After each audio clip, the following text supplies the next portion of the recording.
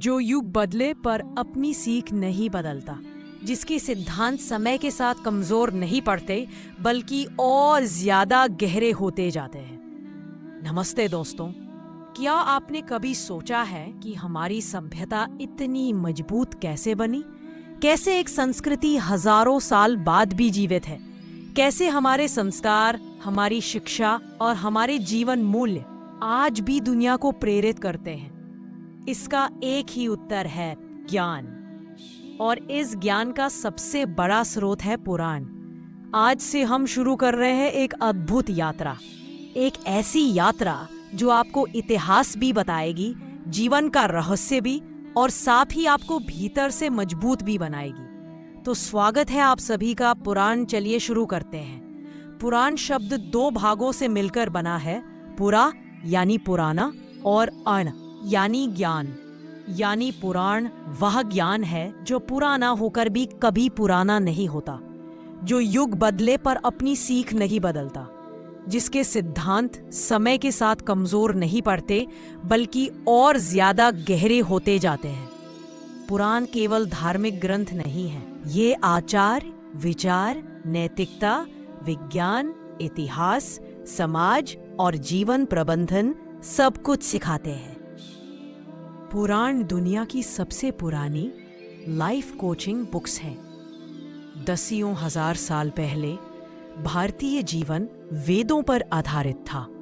वेदों में गहरा ज्ञान था, दार्शनिक बातें थीं, वैज्ञानिक सिद्धांत थे। लेकिन वेद कठिन थे, साधारण मनुष्य के लिए उन्हें समझना मुश्किल था। ऋषियों ने देखा कि अगर ज्ञान आम लोगों तक नहीं पहुंचा तो समाज अधूरा रह जाएगा।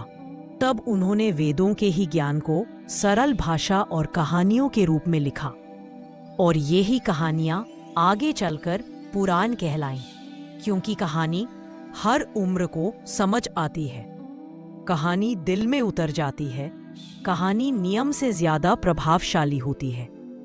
यही कारण है कि पुराणों ने हजारों साल से समाज को दिशा दी, परिवार को जोड़ा और मनुष्य के चरित्र को गढ़ा।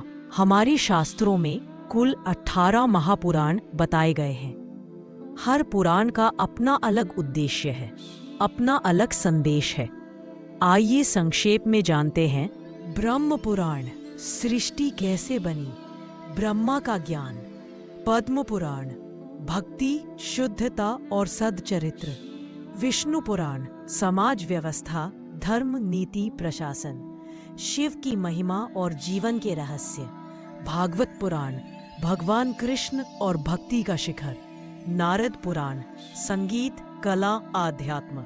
अग्नि पुराण, चिकित्सा, युद्ध, सुरक्षा।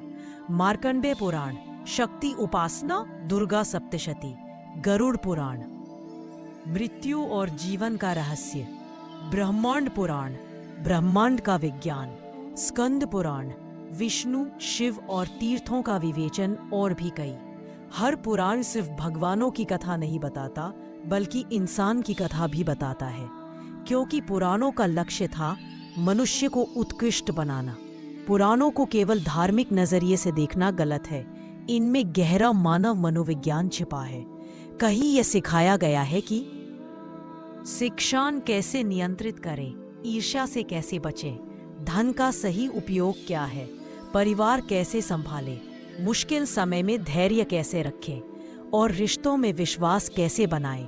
आधुनिक ज्ञान के सिद्धांत पुराणों में हजारों साल पहले लिखे हुए मिल जाते हैं। ये बात आज दुनिया मान चुकी है कि भारतीय पुराण केवल भक्ति नहीं बल्कि मानव व्यवहार का सबसे पुराना अध्ययन है। आज जहां सोशल मीडिया, तनाव, दौड़ भाग, तुलना और अनिश्चितता ने इंसान को कमजोर किया है, वही पुराण हमें स्थिरता देते हैं।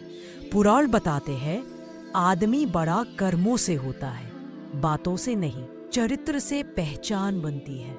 अहंकार इंसान को खोखला कर देता है। असफलता अंत नहीं, आरंभ है।